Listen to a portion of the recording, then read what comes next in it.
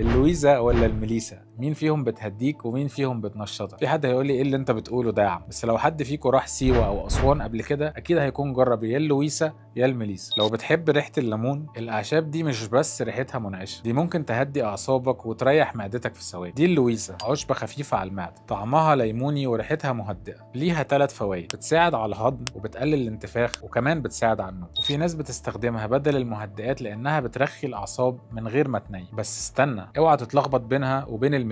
الميليسا او بلسم الليمون شكلها شبهها وريحتها برضو ليموني، بس الفرق ان الميليسا اقوى على الجهاز العصبي لانها بتقلل التوتر والقلق ونوبات الهلع. ده غير ان في ابحاث كتير بتقول انها بتحسن المزاج. لو بطنك تعبانه او عايز تهضم بعد اكل كتير اشرب لويزا. ولو عندك توتر او قلبك بيدق بسرعه او مش عارف تنام، ساعتها الميليسا هتفيدك اكتر. بس خلي بالك، لو بتاخد ادويه مهدئه او بتعاني من مشاكل في الضغط لازم تستشير طبيبك قبل ما تستخدم الاعشاب دي. ولو جربت اللويسا او الميليسا قبل كده قول لنا في الكومنتات ايه اللي نفع معاك اكتر. وما تنساش تعمل فولو ولايك عشان تعيش معانا رحله الشفاء.